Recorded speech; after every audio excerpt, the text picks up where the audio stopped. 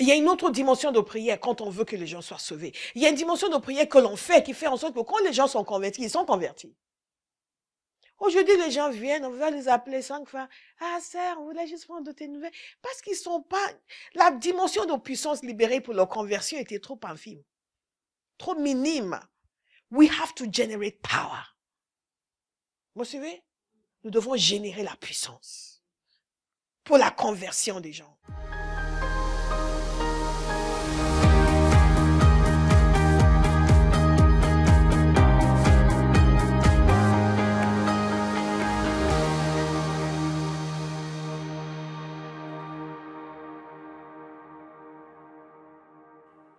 Dans 2 Timothée chapitre 4, je vous invite à ouvrir avec moi. Nous avons une interpellation du Seigneur ce matin. Il n'y a rien que Dieu ne puisse faire s'il trouve quelqu'un sur terre qui va coopérer avec lui. La terre, il l'a donnée au Fils de l'homme. Lisez mon livre, Les secrets de l'autorité spirituelle. Et vous allez comprendre pourquoi certains sont démonisés et certains chassent les démons. Pourquoi certains sont opprimés et d'autres peuvent les délivrer de cette oppression. Parce que certains ont compris que la terre, il a donné au Fils de l'homme. Et l'autorité, il nous a donné par Jésus. Il nous a donné la capacité de gouverner et de décider des choses sur la terre. Et nous passons notre temps à décider le contraire de ce que Dieu veut, à nous infliger des choses qui sont contraires à la volonté de Dieu, et ensuite à passer notre temps à crier, à dire, mais pourquoi? Mais la capacité que Dieu nous a donnée, de temps en temps, certains aperçoivent une dimension de cette autorité. Et après, ils s'en accaparent pour bonifier leur existence au lieu de l'utiliser pour ce pour lequel Dieu nous l'a donné. Son royaume. Que son règne vienne. Que sa volonté soit faite sur la terre comme dans le ciel. 2 Timothée chapitre 4, verset 7. Vous y êtes. J'ai combattu le bon combat. J'ai terminé la course. J'ai gardé la foi. Désormais, la couronne de justice m'est réservée. Le Seigneur, le juste juge, me la remettra ce jour-là. Et non seulement à moi, mais aussi à tous ceux qui auront attendu avec amour sa venue. L'apôtre Paul nous fait comprendre quelque chose de très intéressant ici. Il nous fait comprendre qu'il y a une couronne qui est réservée. Une couronne de justice. Il nous fait comprendre que le summum de notre vie, ce n'est pas ce que nous avons obtenu ici sur terre, que la chose la plus importante que nous allons recevoir comme récompense nous attend encore. Et ce n'est pas sur cette terre que la valeur de nos vies est décidée, c'est après, en fonction de ce que nous aurions fait sur la terre. Je prie que les yeux de quelqu'un s'ouvrent ce matin. Et l'apôtre Paul avait cette assurance. À un moment donné, j'ai pensé appeler ce message « Comment mourir satisfait ». Mais nous allons simplement l'appeler « Partenaire avec Dieu », 12 principes. Ça va être plus simple et plus clair. Mais j'avais envie de dire « Comment mourir satisfait ». Peu de gens meurent satisfaits. Ils vivent comme ils veulent, mais au moment de mourir, ils font le bilan et ils se rendent compte ça a servi à quoi en fait. Depuis toute petite, je suis interpellée par la mort. Que les gens existent, après ils n'existent plus. Après, qu'est-ce qu'ils sont devenus? Depuis toute petite, je me pose cette question. Ils sont où? Qu'est-ce qu'ils sont devenus? Ils ne font pas juste disparaître. Et nous, les chrétiens, nous savons qu'on ne va pas juste disparaître, qu'il y a un après, mais nous n'y pensons pas assez. Parce que nous sommes trop obsédés par les défis de la vie. Et la raison pour laquelle les défis de la vie nous obsèdent, c'est parce que nous n'avons pas payé le prix pour dominer sur les défis de la vie. Quelqu'un va dominer sur les défis de la vie. Amen. Si vous ne le faites pas, la vie va dominer sur vous. Et vous allez juste traîner sur terre et vous n'aurez rien accompli de ce pour lequel Dieu vous a mis ici. L'apôtre Paul est mort satisfait. Il a dit, j'ai combattu le bon combat. J'ai terminé la course. J'ai gardé la foi. Bien-aimés, il y a des gens qui gardent la foi 1 année. Ils sont convertis, tout le monde est content. 1 an après, ils ont disparu de l'église. 2 ans, ils gardent la foi 3 fois. 4 ans. Certains gardent la foi 10 ans. Après, tu dis, tel frère, oh, tel frère. Ah, il faut prier. Certains gardent même la foi 30 ans, 50 ans, mais ils n'ont jamais fait la volonté de Dieu. Ils n'ont pas combattu la course.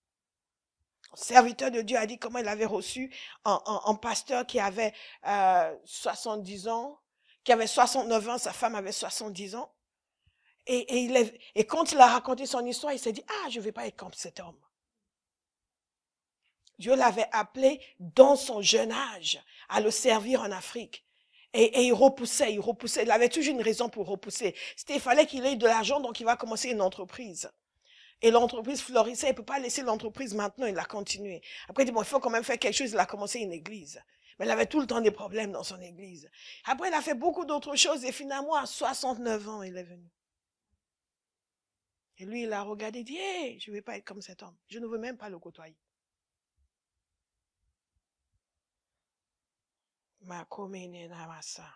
Dit, je vais combattre le bon combat. Je vais terminer ma course. Je vais garder la foi. Lorsqu'il dit qu'il a terminé sa course, il ne dit pas simplement qu'il est arrivé à la fin de sa vie. Il dit qu'il a terminé la course qui a été mise devant lui. En d'autres termes, Dieu a une course devant chacun de nous. Et vous devez terminer la course. Vous pouvez mourir sans terminer votre course. Vous pouvez mourir sans même avoir entamé votre course.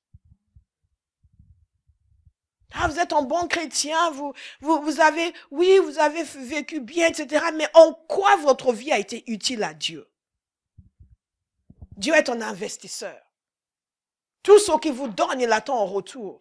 Quel est le retour que vous apportez au Seigneur? Quelle est votre valeur ajoutée dans le royaume de Dieu?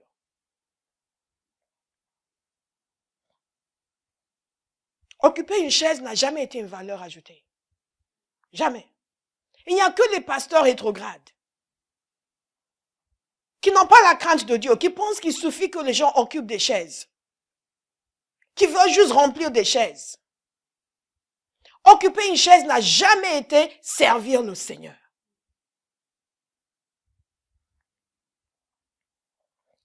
Il dit ceci au verset 8, je répète, désormais la couronne de justice m'est réservée. Le Seigneur, le juste juge, me la remettra ce jour-là. Il évoque ici une autre idée qui est importante pour nous. C'est que non seulement il y a une récompense qui attend après la vie. Il y a une course que nous devons courir pendant que nous sommes sur terre. Mais il y a aussi un juge qui va intervenir à la fin de votre existence sur terre. Il y a un juge qui va intervenir et qui va décider si oui ou non vous méritez d'avoir une couronne. Et il dit le juste juge va lui remettre sa couronne. Mais il nous rassure. Il dit non seulement à moi, mais aussi à tous ceux qui auront attendu avec amour sa venue. Alléluia. Moi, je fais partie de ceux-là. Je fais partie de ceux-là. Je choisis d'en faire partie. L'apôtre Paul avait compris ce pour lequel le chrétien était sur terre. Il avait compris le but de Dieu, l'objectif de Dieu, la mission de Dieu. Et il allait quitter cette terre avec l'assurance qu'il avait accompli cette mission de Dieu. Je prie pour chacun de nous ici. Que nous ne quittions pas cette terre sans avoir accompli la mission de Dieu. Et qu'au moment de partir, nous ayons la satisfaction que nous avons vécu comme Dieu voulait.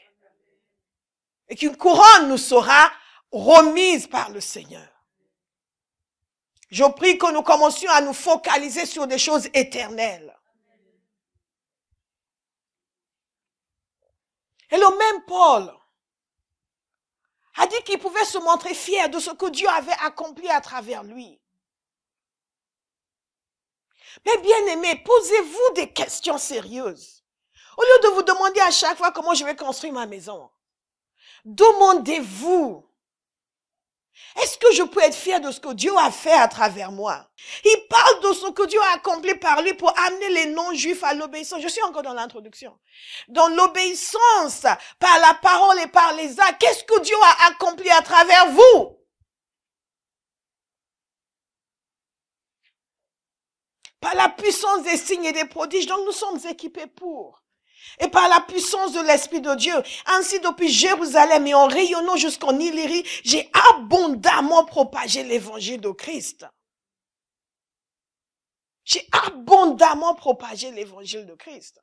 Et parce qu'il a fait cela, Il pouvait à la fin de sa vie dire, c'est bon, j'ai fait le nécessaire. Que ce soit votre témoignage. Jésus est venu sur terre en mission. Jésus n'est pas venu sur terre pour que nous ayons des cultes ointes. Il n'est pas venu sur terre pour que nous tombions par terre quand on prie pour nous. Il n'est pas venu sur terre pour que nous puissions par la foi recevoir de nouvelles maisons. Jésus n'est pas venu sur terre pour que nous puissions avoir des grands ministères. Toutes ces choses qui font l'obsession de l'église moderne, ce n'est pas pour ça que Jésus est venu sur terre. Ce sont des choses qui sont accessoires, qui sont une partie, qui viennent avec la mission. Ce n'est pas ça la mission.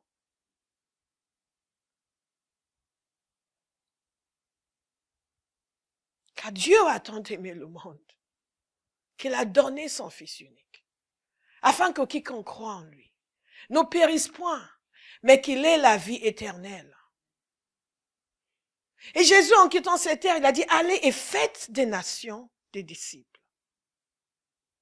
Faites des nations des disciples. Vous êtes sur terre uniquement pour cela. Pas pour que Dieu vous donne une belle carrière, un beau mari et de beaux enfants. Vous pensez que si on n'a pas d'enfant et de mari, on va en enfer? Non. Ça ne change strictement rien à votre existence. La raison pour laquelle ça vous rend malheureux, c'est parce que vous avez choisi d'être malheureux. Oui, je sais de quoi je parle. Ça ne change strictement rien à votre existence. Vous en êtes malheureux parce que vous avez choisi d'être malheureux. Et parce que vous n'avez pas épousé la mission de Christ.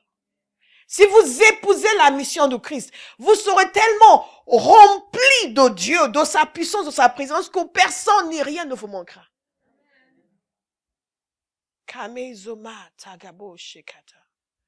Jésus veut lever une autre génération. Des gens qui ne sont pas obsédés par des choses naturelles, mais qui sont obsédés par la mission de Christ. Et si vous êtes un vrai partenaire, je vous invite aujourd'hui à prendre la décision d'être de vrais partenaires de Dieu. La première chose, c'est la mission de Christ. L'apôtre Paul l'avait compris. Pour moi, vivre, c'est Christ et mourir, m'est un gain. Combien de chrétiens peuvent dire cela aujourd'hui? Même pas 1%. De ceux qui appellent le nom de Jésus. Qui vont tous les jours, tous les dimanches dans nos églises bien habillés, que Jésus est mon ami. Mais demandez vraiment, si vous regardez le fond de leur cœur, combien d'entre nous pouvons réellement dire, pour moi, vivre, c'est Christ et mourir, m'est un gain.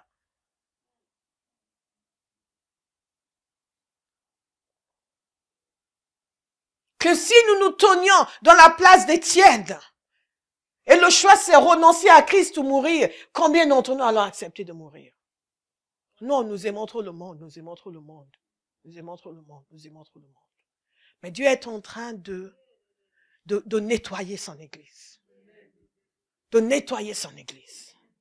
De nous appeler à revenir à l'essentiel, à revenir à ce pour lequel Jésus est venu. On a passé trop de temps à vous cajoler. Jésus n'est pas venu sur terre pour vous rendre confortable. On a passé trop de temps à vous encourager, à vous dorloter. Si vous avez tellement besoin d'être dorloté, c'est parce que vous ne priez pas. Je vous mets au défi de côtoyer Jésus assidûment pendant une semaine. Pour lui, pas pour lui demander. Pour lui. Votre vie va changer. Votre vie va changer. Jésus est venu sur terre en mission. Et quand il est parti, il nous a délégué la responsabilité de poursuivre sa mission. Donc dites à quelqu'un à côté de toi, de vous, tu as une responsabilité de poursuivre sa mission. Et je vous assure, moi je ne serai pas une idiote. Parce que c'est être idiot que d'avoir bénéficié d'une grâce si extraordinaire. Et de comprendre que c'est la mission qui m'est donnée et de faire comme si non, moi j'ai d'autres préoccupations. Ben c'est de l'ineptie. Le Fils de Dieu, Dieu lui-même, a cru nécessaire de devenir un être humain, peut venir sauver les humains. Est-ce que ça ne révèle pas la profondeur de notre détresse? Est-ce que ça ne montre pas à quel point l'être humain était entièrement et totalement perdu? S'il a cru nécessaire d'avoir recours à son procédé extrême, parce que vous pensez que ça amusait Jésus de laisser les attributs de sa divinité et de venir ici ramer avec nous? Oui, mais elle montrait l'autorité, mais par rapport à sa gloire céleste, il s'est humilié. Donc, nous recevons ce salut, nous recevons cette grâce. Et maintenant, toute la puissance de Dieu doit être dirigée pour remplir nos porte-monnaies et remplir nos maisons. Nous ne sommes pas contre la prospérité. Mais nous n'en sommes pas obsédés non plus. C'est un effet secondaire, un résultat secondaire qui arrive quand on est concentré sur l'essentiel. Non. Non, Jésus veut une église qui est de nouveau sensible au sens de son sacrifice. Et obsédé par l'accomplissement et la poursuite de la mission pour laquelle il est venu sur terre. Je vous ai souvent dit que tant que vous n'avez pas commencé à servir le Seigneur avec tout votre être, vous êtes encore enchaîné. Vous n'êtes pas encore libre. Vous n'êtes pas encore libre. Satan vous tient encore. Peut-être qu'il ne vous opprime plus la nuit, mais il tient vos pensées, il tient votre mental, il tient vos envies, il tient vos désirs. Tant que vos envies ne se portent pas encore sur les choses qui sont chères au cœur de Dieu, vous n'êtes pas libre. La vraie liberté, c'est d'aimer Dieu et d'aimer ce que Dieu aime et de vouloir ce que Dieu veut. Et de vivre pour ce pour lequel Dieu veut que nous vivions. Ça, c'est être libre. Emprisonnement de la chair, emprisonnement de l'ennemi. Quelqu'un va déclarer sa liberté. On n'attend pas de le ressentir. On se l'inculque soi-même. Tu crois? Tu vas vivre pour Dieu. But how can it be? You will live for God. You will love the Lord. You will love the mission of God. You are not a fool. You will not live like a fool. La mission de Dieu. Obsédé, obsédé, obsédé, obsédé, obsédé par la mission de Dieu. Mais qu'est-ce que je fais si je ne suis pas obsédé? Tu choisis de l'être. Tu te l'inculques, tu médites la parole, tu médites ce que Jésus a fait et tu te le dis toi-même, tu prophétises sur toi, tu mets la main sur toi, tu te délivres de la bêtise. Et tu décides, je serai obsédé par ce qui est cher au cœur de Dieu. La mission de Dieu devient mon obsession. Je choisis d'être obsédé par la mission de Christ. Ce pour lequel Jésus est venu, c'est ce pour lequel je vais vivre. C'est un choix que vous faites. C'est pour cela, quand on demande, oui, je ne sais pas, si vous ne vous souvenez même pas, comment est-ce que vous allez le prier? Comment est-ce que vous allez vous arracher des mains des forces qui vous tiennent dans l'indifférence? La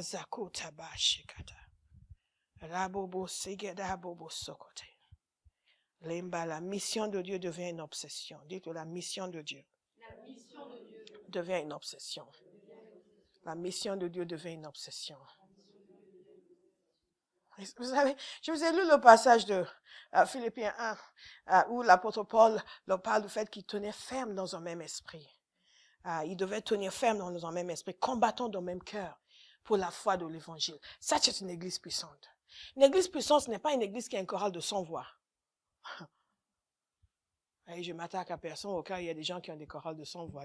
C'est contre nous que passe là-bas. Non, pas du tout. C'est pas une église qui a un choral de 100 voix. Ou qui a une ville ou une université parce que c'est devenu à la mode et ils sont de bonnes choses. Non. C'est une église où les gens sont unis dans la foi de l'évangile et combattent dans le même cœur pour la foi de l'évangile. Vous pouvez avoir un monde disparate qui sont juste rassemblés là parce que quelqu'un a su faire la publicité. Mais qui n'ont que faire de la mission de Jésus. Ça, c'est une église faible. Nous voulons être une église puissante. Nous tenons ferme dans un même esprit. Combattons dans le même cœur pour la foi de l'évangile. Combattons parce qu'il y a un combat. Il y a un combat. Il y a un combat. Les gens acceptent de combattre partout sauf pour le Seigneur. Pour le Seigneur, ils veulent que Dieu leur assure une vie simple et facile. Se lèvent le matin, Dieu met un petit déjeuner dans leur bouche. Oh Seigneur, c'est pas assez salé. Oh Seigneur, t'as pas assuré ce matin. D'habitude, tu mets plus de sel. Là, c'est pas assez salé. Mets le thé aussi. Merci Jésus. Je t'aime, Jésus. Tu es mon Père. Ouh, Seigneur, tu as mis trop du miel. Ouf. Nous sommes comme ça avec le Seigneur. Il nous sert en permanence et on évalue la qualité du service qu'il nous a offert. Et on trouve que c'est pas assez bon. Et après, on fait la tête. Dites, je suis débarrassé de la bêtise. Au nom de Jésus. Donc, Paul leur dit qu'il leur a été fait grâce, non seulement de croire en Christ, mais encore de souffrir pour lui. En menant le même combat que celui que vous m'avez vu mener et que vous l'apprenez maintenant, je mène encore. Mon invitation pour vous ce matin, c'est de mener le même combat que vous me voyez mener. C'est que vous ne pensez pas qu'en étant ici, vous êtes juste là, il y a une grâce prophétique, on va prophétiser. Non, c'est que vous meniez le même combat, que vous prêchiez l'évangile, que vous soyez tout aussi engagés dans la mission que Dieu nous a confiée, dans la vision de cette maison que je le suis. Mazekata. Quand vous saisissiez les armes que Dieu nous a données, nous a donné la puissance pour prier pour les malades. Allez prier pour les malades. Et croyez qu'ils seront guéris. Annoncez l'évangile. Priez pour les malades. Chassez les démons. Voyez, ma soeur, elle a des problèmes démoniaques. Délivre-la. Dites à quelqu'un, délivre-la. Et ils leur disent aussi qu'ils sont avec lui, que la grâce abonde sur eux, ils sont avec lui dans la défense et l'établissement de l'évangile. Obsédé par la mission. Thomas Birch Freeman, notre ami anglais, il était obsédé par la mission. Pourquoi j'ai ce livre, Le Feu de Dieu? Pas pour en faire la pub, mais parce que je veux vous rappeler encore d'aller relire les histoires qui sont dans ce livre. Et un jour, je vais vous demander de venir les raconter un par un. Ils ne sont pas là juste pour agrémenter le livre. Ils sont là parce que quand nous saisissons comment ces gens ont vécu, nous allons comprendre qu'il y a quelque chose qui nous attend. Et que c'est possible. Dites, c'est possible. Thomas Birch Freeman était un homme qui avait un cœur pour la mission. Vous imaginez au 19e siècle, il avait sa vie, il travaillait pour une grande et illustre et noble famille, il avait son métier de jardinier, il était métis, son père était noir, on ne savait pas si son père était un ancien esclave, on n'a pas des informations sur son père. Mais il avait sa place dans la société. Simplement, il aimait Jésus, il était méthodiste. À l'époque, les méthodistes, c'était le feu et le réveil. Il aimait le Seigneur. Et il entendait dire que les méthodistes cherchaient des missionnaires. Ils envoyaient des missionnaires sur la côte ouest de l'Afrique, la Gold Coast, le Ghana d'aujourd'hui. Et leurs missionnaires mouraient comme des mouches. Certains ne le savent pas, mais l'Afrique de l'Ouest, on l'appelait le tombeau de l'homme blanc. The white man's grave. Parce qu'ils arrivaient en mission et ils mouraient comme des mouches. À cause du paludisme. Et à l'époque, il ne savait pas encore ce qui causait le paludisme. C'est progressivement que lui-même avait découvert qu'en fait, il y avait certaines activités, toutes les choses que nous considérons normales aujourd'hui, qui favorisaient la prolifération de ces moustiques. Des missionnaires mouraient et ils cherchaient des gens. Et lui se disait que peut-être parce que lui était à moitié noir, il allait survivre plus que les autres. Peut-être qu'il y avait quelque chose. Et c'était porté volontaire pour aller. On vous dit que les gens vont là-bas et ils meurent tous. Et vous dites, je vais y aller. Dites la mission. Obsédé par la mission. Quand nous comparons à notre génération, qu'il faut cajoler, encourager, prier pour et appeler. Et ils ne peuvent même pas venir au culte, ils préfèrent regarder en ligne. God punish the devil. Soyez délivrés de la bêtise. On veut que le pasteur comprenne que certains n'ont pas envie de faire le déplacement, ils préfèrent regarder en ligne. Non, j'ai dit, nous n'avons pas de membres en ligne à Paris. Nous n'avons pas de membres en ligne à Paris. Non. Nous n'avons pas de membres en ligne à Paris. Même en province, notre bien-aimé, quand est parti en province, elle voulait rester en ligne. J'ai dit non, tu ne peux pas rester en ligne. Trouve une église sur place. On n'a pas encore les structures pour gérer les gens en ligne en province. Trouve une église sur place. Ah, il y a des églises en France. Non, on n'a pas de membres en ligne à Paris. Si tu ne peux pas te déplacer pour venir au culte, non, tu ne corresponds pas aux gens que l'on voit à base. Il a décidé qu'il irait au Gold Coast, à la Gold Coast.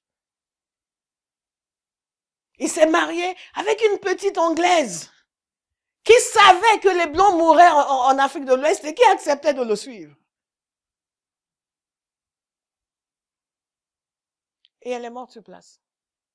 À peine arrivés, les deux ont contracté le palu. Lui, il a survécu, elle est décédée. C'est là où beaucoup auraient plié bagage. Je retourne en Angleterre.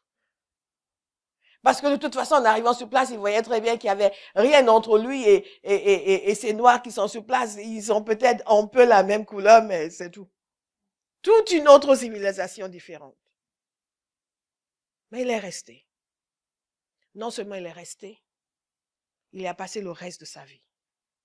Non seulement il est resté, il a trouvé quelqu'un d'autre qui a accepté de l'épouser. Il a encore ramené une épouse d'Angleterre et elle est décédée encore. Et après, il a compris. Il a épousé une Ghanéenne. Il a épousé une fille du pays avec qui il a eu beaucoup d'enfants. Pourquoi je vous parle encore de Thomas Birch Freeman? Parce que quand on saisit la mission de Dieu, on cesse de trouver des choses trop difficiles. Parfois, quand je regarde les choses qui sont difficiles pour les gens, je me dis, j'ai l'impression d'avoir échoué dans tout ce que j'enseigne parce qu'ils n'ont rien compris. Si je peux enseigner et donner l'exemple de sacrifice à ce point et que les gens dans cette maison peuvent encore trouver des petites choses comme étant trop pour eux, je me dis, ils n'ont rien compris. Dites, je vais comprendre. Je vais comprendre. Je vais comprendre. Il a compris la mission, il a consacré sa vie à la mission. Nous tous aujourd'hui, quelle que soit notre origine, nous sommes là parce qu'il y a des gens qui ont compris la mission. Nous sommes là parce qu'il y a des gens qui ont choisi de consacrer leur vie à faire en sorte que Jésus soit connu et que les gens soient sauvés, que les gens soient délivrés. Il n'y a pas un seul d'entre nous qui est là juste parce que lui, il y a eu une révélation. Nous sommes tous là parce que quelqu'un s'est donné beaucoup de mal. Dites beaucoup de mal. Beaucoup de mal pour que l'évangile soit annoncé. Et nous allons faire de même dans notre génération. Nous allons nous donner beaucoup de mal pour que les gens entendent que Jésus est Seigneur. Nous allons accepter tout ce qui viendra avec. On n'est pas là pour juste créer un environnement confortable pour vous, pour venir danser, vous trouvez très bien parce que nous on a une superbe salle et vous êtes où? Depuis quand ça a été un barème de spiritualité dans le royaume de Dieu? Bien aimé, l'église du 21e siècle est rétrograde à fond. Nous avons des valeurs qui ne correspondent en rien aux valeurs de Christ. Et ça va changer. Amen. Un partenaire avec Dieu, c'est quelqu'un qui côtoie Dieu de près. Vous ne pouvez pas être partenaire si vous ne côtoyez que parcimonieusement le Seigneur. Vous devez le côtoyer de près. Un jour, je disais à quelqu'un, la première fois que le Seigneur m'a dit de faire 24 heures de prière, j'ai dit à quelqu'un, comment vous allez faire 24 heures? Je dis, mais j'aime être avec Dieu, c'est pas un problème. Et je ne vais pas parler non-stop pendant 24 heures, lui aussi il va dire des choses, non? C'est clair que je ne pense pas que je pourrais parler non-stop. Et l'après, ce n'est pas parler, c'est être avec lui. Vous parlez, il parle. Et surtout, vous le laissez parler, parce que c'est lui qui vous a convoqué. S'il vous a convoqué, c'est que lui a des choses à dire. C'est pas juste pour que vous veniez lui tordre l'oreille. Moi, j'ai dit, mais pour moi, ça ne pose pas de problème. J'aime être avec Dieu. S'il me demande une semaine entière, oh, il n'y a pas de problème. Thank you, Lord. I was waiting for that. Alléluia. Je peux mettre de côté les choses que j'aime pas faire. et vous mettre dans sa présence. Décidez que vous allez côtoyer le Seigneur. Devenez amis avec lui. Côtoyez-le au point où vous commencez à penser comme lui. Côtoyez-le au point où il peut vous montrer sa perspective des choses. Ça, c'est notre problème. À chaque fois que les gens me disent, oui, mais Bastien, je le regarde, si tu le connaissais, tu ne penseras pas comme ça. Parce que vous allez, quand vous le côtoyez, il va détendre sur vous. Vous allez commencer à voir ce qu'il voit, à ressentir ce qu'il ressent. Vous allez vous proposer, non, mais laisse-moi faire, Seigneur, parce que regarde, ça va pas. Dieu cherche des gens qui vont être partenaires avec lui. Dieu peut faire des choses extraordinaires à travers des gens qui décident d'être partenaires. Des gens qui sentent ce que Dieu sent. Et tous ces gens qui disent, ah, Dieu m'a appelé à la prière. Et vous savez qu'ils ne sont pas intimes avec le Seigneur. Qu'est-ce que tu vas prier? Des choses que tu veux prier. Pas des choses. Vous savez, on peut vous donner des sujets. Mais même les sujets doivent être priés avec la sensibilité de Dieu.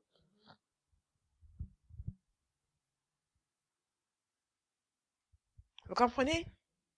Une sensibilité. Ça doit me toucher. Et c'est quand je le côtoie que les choses qui le touchent commencent à me toucher. C'est comme s'il enlevait la dureté. Et je deviens sensible à son cœur.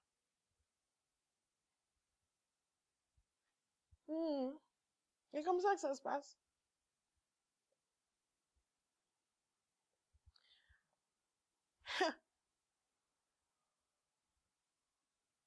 Je vous ai parlé de Praying Hyde. Il était missionnaire en Inde.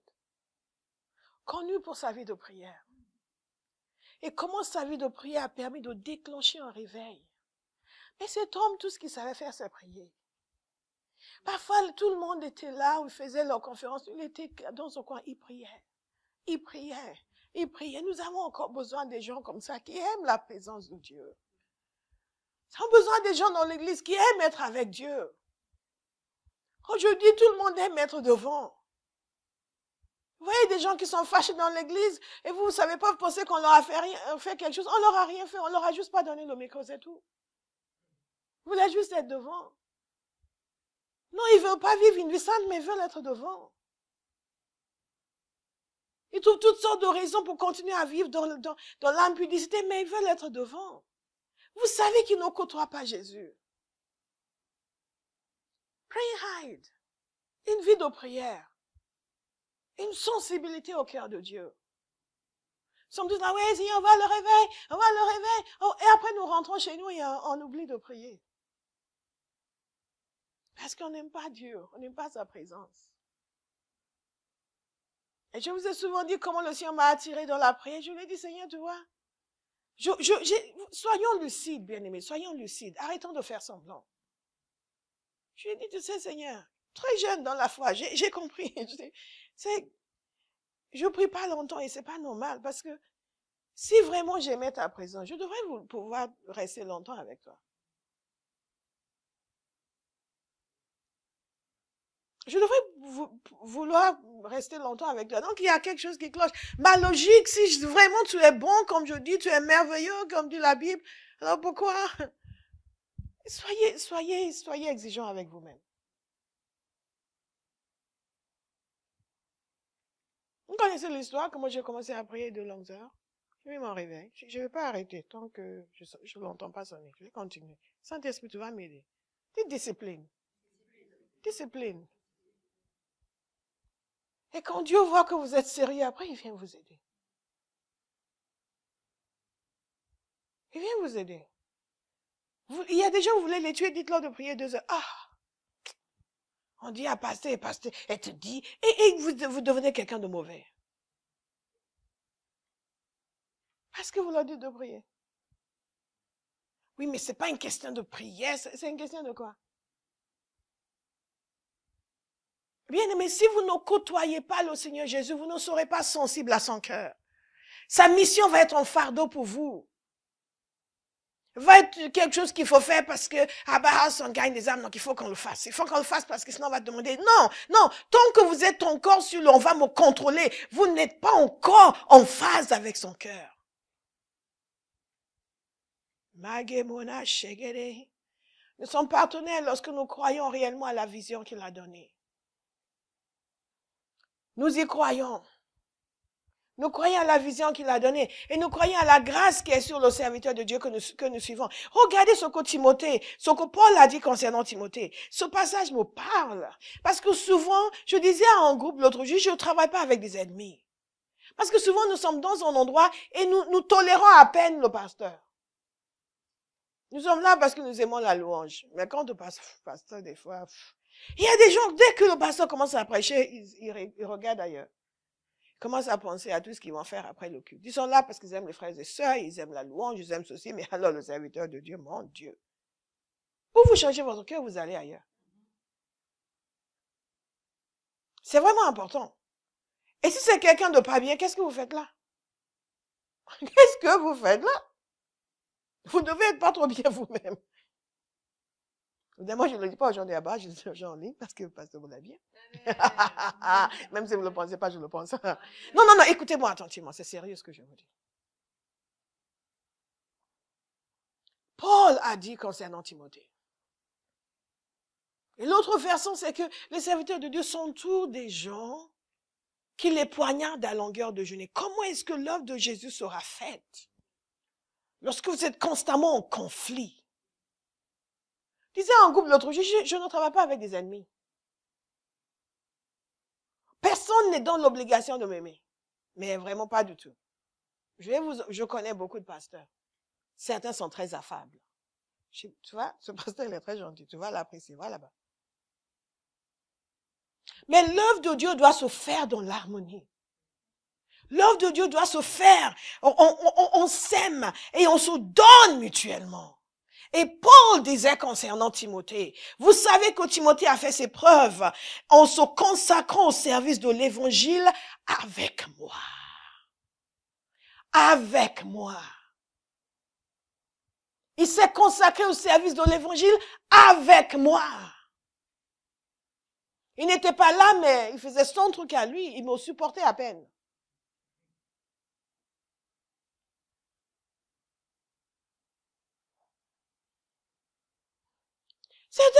Vous êtes en train de prêcher, c'est en train de rouler les yeux. Va rouler les yeux ailleurs. Vous savez comment c'est les enfants? Pas en Afrique, peut-être maintenant, mais quand nous, on grandissait, vous ne roulez pas les yeux quand les parents vous parlent. Ouh. Et pas, vous êtes là. Ces yeux-là. C'est ma caté.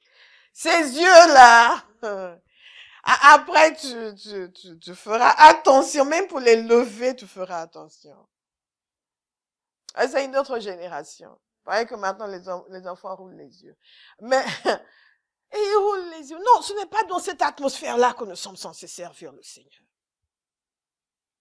Dit Timothée a servi comme un enfant avec son père. Comme un enfant, qu'est-ce que ça veut dire? La confiance, l'amour, le respect, la soumission, la loyauté, la fidélité. Ces choses sont essentielles dans l'Église. Ça nous permet d'aller plus vite, de faire ce que nous avons à faire, de le faire avec amour, de le faire avec efficacité, comme un enfant avec son père. Donc, la vraie filiation spirituelle conduit au service. Et au service dans l'honneur, dans le respect. Mekamado shegede. Zumane gobodo zekete debo. Vous imaginez à la maison, vous avez un fils, tout ce qu'il fait, c'est dormir. Tu t'écoutes, Grégoire, va prendre du pain. Oh non. Ok, il va jamais. Il est juste là pour dormir. Après, il dit, maman, arrête, c'est quoi ton histoire de maman? Vrai ou faux? Hein? Les enfants, vous écoutez bien. Hein? On rend service à la maison. Hein? C'est pas maman, je t'aime, maman, je t'aime, maman, je t'aime. Maman va me faire à manger. Maman va repasser mes vêtements. Non, maman n'est pas un esclave. Hmm. Un enfant sert. Alléluia. Puisque les enfants sont là, j'en profite. Hmm? Un vrai enfant sert. Maman, tu reviens du travail. Oh, papa, oh. Prends le sac de maman, tu déposes. Tu veux boire quelque chose? Papa, t'apporte ton verre. Oui, oui. Maman, tu viens d'arriver, j'ai faim. Depuis le temps, j'attendais que tu viennes me donner à manger. What kind of education is that? Mais nous avons cette attitude-là dans l'Église, envers les serviteurs de Dieu. Dieu est le grand majordome, les serviteurs sont les petits majordomes. Et tous sont à notre service. Il faut qu'ils fassent en sorte que nous nous sentions bien, que nous soyons à l'aise, que le culte soit agréable pour nous, qu'ils prophétisent sur nous. Ils ont prophétisé, ils n'ont pas appelé mon nom. Ils n'ont pas appelé mon nom, ça fait 3 dimanches que le pasteur prophétise, elle n'appelle pas mon nom. Je ne sais même pas si cette église est la mienne. Non, mais elle prophétise sur tout le monde. Mais quand tu passes à côté de moi, elle va comme ça. Vous êtes encore méchants sur la prophétie? Mais je crois des choses meilleures vous concernant Abraham. Je donne ces exemples pour dire qu'il y a beaucoup d'aberrations qui doivent être corrigées. Votre rôle avec le serviteur de Dieu, quand vous êtes en partenaire, c'est de servir. C'est de servir. Comme un fils. Il s'est consacré au service de l'évangile avec moi, comme un enfant avec son père. Et donc, j'espère donc vous l'envoyer dès que je serai au clair sur ma situation. Qu'est-ce que ça veut dire? Je peux donc lui confier une responsabilité. C'est quelqu'un en qui j'ai confiance à cause de son attitude, à cause de son fonctionnement, à cause de son amour, à cause de son dévouement, à cause de son abnégation. À cause de son esprit de service, je peux lui confier une responsabilité. C'est quelqu'un que je peux envoyer vers vous. Si nous voulons être des partenaires dans l'œuvre de Dieu, il ne suffit pas de dire, oh, je sors tous les samedis pour évangéliser. Il y a un fonctionnement que nous avons au sein de l'Église, au sein du ministère. Nous favorisons l'amour, nous créons l'unité. Et nous faisons nos preuves. Chacun doit faire ses preuves. On ne vous fait pas confiance juste parce que vous avez un beau visage. Une belle coiffure comme un livre. Parce que vous faites vos preuves. Et que l'on sait que votre cœur est pour la mission. Nous épousons la grâce, nous épousons la vision, nous épousons pleinement. Ce manque d'intimité avec Jésus amène les gens à tenir des propos qui n'en sont pas en droit de tenir. À juger ce qu'ils doivent honorer. Et quand nous connaissons le Seigneur, nous faisons très attention. Le Père Hagin, une fois, un homme de Dieu, lui, un vrai homme de Dieu. Et il y a quelque chose qui s'est passé. Il avait des pensées dans son cœur concernant ce pasteur, c'est ceci. Il a entendu le Seigneur lui dire, qui es-tu pour juger le serviteur d'autrui? Avec les yeux comme ça. Après, il a dit, bon, je te demande pardon. Je te demande pardon. L'ennemi nous tient enfermés dans des conflits inutiles, dans des discussions stériles, pendant que les gens de notre génération meurent et vont en enfer.